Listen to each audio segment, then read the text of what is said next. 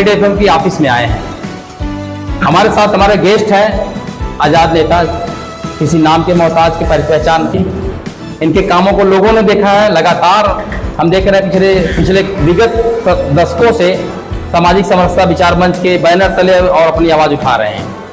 हम इनसे जानेंगे, फूलपुर में आए हैं, फूलपुर में आज हमारी उपस्थिति हुई है जेड.एफ.एम की ऑफिस में, तो क्या मामला है, क्यों ऐसा आए हैं, और बात करेंगे, चर्चा करेंगे। भैया हमारे चैनल में आपका स्वागत है और जेड.एफ.एम की ऑफिस में भी स्वागत है। बहुत बहुत धन्यवाद मनोज जी और वीरेंद्र जी। ईश्वर आप लोग को सेहत दे कि इस तपतपाती धूप में, भीषण गर्मी में आप सब लोगों ने मेरी आवाज़ को अपनी आवाज़ बनाने का काम किया है। काफ़ी दिनों से एक बात सुर्खियों में है कि फूलपुर, माहौल, अंबारी, आदिपुर, हमीरपुर, तलवारीबाग, ये इस इलाके के अंदर कुछ भू माफियाओं के द्वारा गरीबों की जमीन को औने पौने दाम पे लेते हैं और उसको क्रय विक्रय करने का काम करते हैं। और किसी गरीब की जमीन लेकर उसके बगल में किसी गरीब की अगर जमीन 2 बिस्सा 4 बिस्सा है तो उसको जो है प्रशासन और शासन को मिलाकर उसकी भी जमीन अवैध कब्जा करके उसको भी अपने जमीन में मिलाने का काम कर रहे हैं। इसी सारे समस्याओं को लेकर, किसानों की समस्याओं को लेकर जो है और व्यापारियों की समस्याओं को लेकर हम आज फूलपुर के एसडीएम साहब से मुलाकात किए हैं और उनको हमने सारी बातों से अवगत भी कराए हैं कि आजमगढ़ का जो है धरती, ये क्रांतिकारी धरती है। इस धरती के अंदर से जो भी जर्रा उठता है वो नयरे आजम होता है। आजमगढ़ की धरती वीरों से खाली नहीं है, ये फूलपुर। लेकिन एक सवाल है, यहाँ पर आए हैं जनता की समस्या को लेकर, किसानों के, गरीब शोषित वंचितों का आवाज उठा रहे हैं, लेकिन जो यहाँ का सिस्टम है जी, इतना लुंज पुंज क्यों है आजमगढ़? भले आप लोग यहाँ 10 सीट जीते हैं, समाजवादी पार्टी 10 सीट जीती, 10 विधायक हैं, 2 सांसद हैं, लेकिन ये लोगों से कुछ होता नहीं। उसी बीच में मैं देखा हुआ किसान नेता वीरेंद्र यादव, उनकी जमीन कब्जा हो जाती है और जबरदस्ती गलती से नपवा कर सब कुछ करके हो जाए, नेताओं की जमीन नहीं बच रही है और सत्ता के जो बैठे हुए लोग हैं ये लोग अंदर से सेध लगा के गलत काम करवाते हैं। इसमें क्या कहेंगे? देखिए, जनप्रतिनिधियों की बहुत बड़ी लापरवाही एक चीज की है कि 10 विधानसभा के अगर जनप्रतिनिधि अपने आप में अगर इस बात को आत्मबल को मजबूत करते हुए गुरदोष के आधार पे अगर सारे 10 विधायक अगर अपने अपने क्षेत्र में खड़े हो जाए कि हमारे क्षेत्र में भूमाफिया नहीं खड़ा हो सकता, तो कोई माई का लाल इतनी हिम्मत नहीं जुटा पाएगा कि किसी विधानसभा के अंदर जाकर किसी गरीब की जमीन कब्जा कर ले। 100 मीटर जो है काम कोई भी आजमगढ़ का विधायक नहीं, पूरे प्रदेश के विधायकों की बात कर रहा हूं, कोई नेता कार्यकर्ता को 100 मीटर रोड नहीं दे रहा है। नाली खरंजा की बात करने पर नहीं उसके साथ खड़ा हो रहा है, क्योंकि उसमें कमीशन नहीं मिल रहा है। नहीं मिल रहा है। कमीशन किसको मिल रहा है? मोटी मोटी सिकड़ी पहन के आते हैं, लैपटॉप लेके आते हैं, एप्पल की मोबाइल लेके आते हैं और आपके मैडम के लिए अच्छे अच्छे गहने लेके आते हैं, अच्छा अच्छा उपहार लेके आते हैं। उसके बाद जो है आपके निधि का पूरा 5 साल का पैसा वो सीधा का सीधा ठेकेदार काम कराते हैं। नहीं तो आजमगढ़ के किसी विधानसभा में आप इतिहास उठा के देख लीजिए, आज आजमगढ़ को लोग बार बार टारगेट कर रहे हैं। किसी भी विधानसभा के विधायक को उठाइए और पता कर लीजिए बिल्कुल सही कि कार्यकर्ता को कितना काम दिए हैं।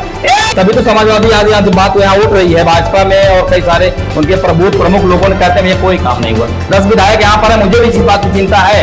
जब चुनाव चला तो आप भी प्रचार किए, हम भी उनकी खबरें की हैं, लेकिन यहाँ के 10 के 10 विधायक मुझे लगता है अपनी भाषा में कहो, हाल में बिजली की व्यवस्था आप देखें, पसीना से तरबतर हम लोग भी हैं। पत्रकार है, आप पत्रकार है, आप किसी को जो है जो भी सवाल चाहे पूछ सकते हैं, लेकिन मैं अपने जुबान से नहीं कर सकता, लापरवाह कर सकता हूं। ये लापरवाह है, इनका काम ठेकेदार कराएगा। और इतना ही नहीं, ये विधायक आजमगढ़ के हो चाहे पूरे प्रदेश के हो, अपने वंश को आगे बढ़ाने के लिए अपने भाई को, अपने भतीजे को, अपने लड़के को विधानसभा में भेजते हैं। आपकी वंशागत चलेगी, आपकी वंशावली देखोगे कार्यकर्ता तुम्हारे सीना पे चढ़ के इनकलाब बोलेगा। बिल्कुल। इंसाफ मांग रहा है कार्यकर्ता, और कार्यकर्ता कह रहा है कि मेरे गांव में नाली खराब है, मेरे गांव में रोड खराब है। तो आपका ठेकेदार जाके मौका देखता है। ठेकेदार को वोट दिया था जनता वोट तुमको दिया था, विधायक जी को वोट दिया था जनता ने। तो सवाल भी विधायक से होना चाहिए, क्योंकि हम पार्टी की नीति और सिद्धांत पर विश्वास करते हैं, न कि हम विधायकों की गुलामी करते हैं। हम विधायक के गुलाम नहीं है, हम जनप्रतिनिधि चुनते हैं, और वक्त पे जनप्रतिनिधि अच्छा काम नहीं करेगा तो हटाना भी जानते हैं। इसलिए कि हमको ठेकेदार नहीं चाहिए, हमें सेवक चाहिए, जनता के दुख सुख में चलने वाला चाहिए। फूलपुर आना पड़ा, मैं सचियार से चल के, मैं देखिए आपके पसीने से तर बतर में हूं आपके बीच में, मुझे क्यों आना पड़ा फूलपुर में? यहाँ पे जनप्रतिनिधि नहीं है, यहाँ पे नेता नहीं है, अपने वंश को चलाने में परेशान है कि मैं विधायक हूं, मेरे बाद मेरा लड़का हो जाए, मेरा पोता हो जाए, मेरी औरत हो जाए। हमारे सवाल का जवाब दीजिए आप। जिस तरह से आप कर रहे हैं यहाँ पर यहाँ के जो विधायक तो जेल में है, उनके प्रतिनिधि काम कर रहे हैं, जैसा भी कर लेते हैं बात अलग है, लेकिन जनता तो बेहाल है, चाहे आजमगढ़ के यहाँ की हो चाहे आपके सठियाओं की हो।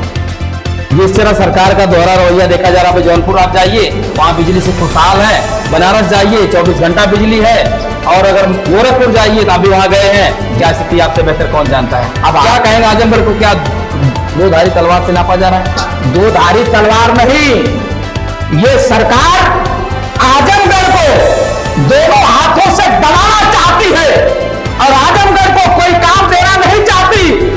यहाँ के जनप्रतिनिधियों की भी कुछ लापरवाही है। जनप्रतिनिधि अपनी आवाज को, आप बताइए 10 विधानसभा है, कोई एक विधायक जमीन पे खड़ा होकर धरना प्रदर्शन कर रहा है? कहीं नहीं कर रहा है। हम विपक्ष हैं, हम सत्ता पक्ष को आईना दिखाएंगे। बता दीजिए कोई विधानसभा में कोई विधायक आपके मुबारकपुर से लेकर, अतरौलिया से लेकर, लालगंज से लेकर, दीदारगंज से लेकर, मेहनगर से लेकर, फूलपुर से लेकर, निजामाबाद से लेकर, सगड़ी से लेकर, पूर्वांचल में 21 सीटों की बात मैं बता रहा हूं मेरे साथियों, कोई विधायक खड़ा होकर बोलने के औकात में नहीं है। बिल्कुल, क्यों डरते हैं? कमीशन खोर आदमी जनता को नहीं पता, कोई भी होगा कमीशन खाने वाला, डट के नहीं बोल सकता।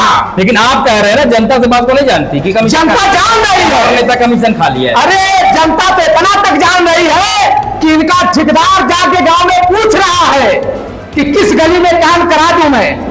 जनता सब समझ रही है। 27 के चुनाव आने वाले हैं, क्या आपको समाजवादी पार्टी का क्रांतिकारी बागी माना जाए? नहीं, समाजवादी पार्टी का मैं सेवक हूं, अब मरते दम तक किसी की आलोचना करना ये बागी नहीं होता। ये लोकतांत्रिक व्यवस्था है, समता, समानता, स्वतंत्रता, प्रभुत्व की मैं लड़ाई लड़ता हूं। मैं जनप्रतिनिधियों की बगावत करूंगा, लेकिन मैं पार्टी की बगावत नहीं करता। मैं पार्टी का 92 से लेकर अब तक मैं वफादार सिपाही हूं। मेरी सिद्धांत और मेरा वसूल श्रद्धेय नेताजी के विचारों पे मैं चलने वाला आदमी हूं। मैं नेताजी के विचारों को मानता हूं। सांसद आजमगढ़ ने दिए, आते तो हैं दुख सुख में शामिल होने के लिए, और कोई काम दिखाई नहीं पड़ता है लोगों का। क्या कहेंगे इस पे आप? भाई देखिए, अभी तो हम कहेंगे अभी साल भर हुआ है, साल भर हुआ है, साल भर हो गई, साल भर में लड़का खूब बढ़िया से चल नहीं पाता, तो साल भर अभी हुआ है, हमारे 4 साल बाकी है। आप देखिएगा माननीय धर्मेंद्र यादव जी आजमगढ़ में बहुत बड़ी रेखा खींचने जा रहे हैं, और यहाँ की जनता इस बात को साक्षी रहेगी। हमने तो सुना पूर्वांचल राज बंटने वाला है, ऐसा नहीं है। भाजपा 3 राज्य 3 तरह से इसको सूत्र बता रहे हैं। भाई हम खा रहे, ओम प्रकाश राजभर तैयारी कर ली है, भाजपा तो सब कुछ कर रही है, इनके पार्टी में तैयारी कर ली है, इनके पार्टी में बड़े बड़े धाकड़ हैं, एक एक धाकड़ बड़े बड़े धाकड़ हैं, तो हम धाकड़ों से बड़ा सतर्क रहते हैं। आप मध्य प्रदेश की बात कर रहे हैं, धाकड़ मध्य प्रदेश नहीं, आप आजमगढ़ से लेकर पूरे प्रदेश की बात करिए, हर जगह धाकड़ है। भाजपा के धाकड़, भाजपा के धाकड़ है। अगर मैं सच बोल रहा हूं तो मैं गुनाहगार हो जाऊंगा। वो झूठ बोलेंगे, लाजवाब कर देंगे, हम सच भी बोलेंगे, हार जाएंगे। आप जेडएफएम ऑफिस में आए हैं जी, आपका स्वागत है। क्या कहेंगे यहाँ की श्रोताओं को, क्या संदेश देंगे यहाँ आजम? हम तो भाई फूलपुर, माहौर, अंबारी, आंधीपुर, हमीरपुर, तलवारी बांध के लोगों को मैं पूर्ण विश्वास के साथ कह के जा रहा हूं कि अगर आप लोगों की लड़ाई को जिला प्रशासन और तहसीलदार और एसडीएम साहब बहुत संतोषजनक जवाब दिए हैं, और आशा और विश्वास नहीं, मुझे पूर्ण विश्वास है कि एसडीएम सदर साहब इंसाफ करेंगे। अगर इंसाफ नहीं मिलेगा तो सड़क से लेकर सदन तक चलने का काम करूंगा, कोई माई का लाल मुझे रोक नहीं सकता।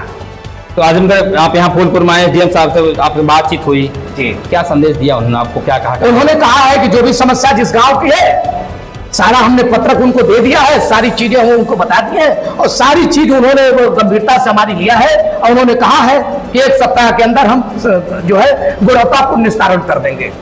तो आप सहमत हो जाएंगे? अगर निस्तारण कर देंगे तो हम सहमत है, नहीं तो नहीं तो फिर आंदोलन का आदमी हूं, आंदोलन मेरे रगों में दौड़ रहा है, मेरे रगों में फर्जी लेकिन सिंदूर नहीं दौड़ रहा है, मेरे रगों में दौड़ता हुआ हर लहू इनकलाब का है। मरते तब तक मैं कातिल को कातिल बोलूंगा, मैं फर्जी राजनीति नहीं करता, और जमीन पे खड़ा हूं और मरते तब तक जमीन की आदमी की मदद करता रहूंगा। इसके लिए मैं रहूं या न रहूं, लेकिन मरते तब तक, जब तक जिंदा रहूंगा धरती पर, मैं गरीब की सेवा करता रहूंगा। इसी आशा विश्वास के साथ मैं पत्रकार साथियों आपका बहुत बहुत धन्यवाद है, आप सबका बहुत बहुत आभार प्रकट करता हूं। बहुत बहुत धन्यवाद। इसमें बैठ के हमने चर्चा की है।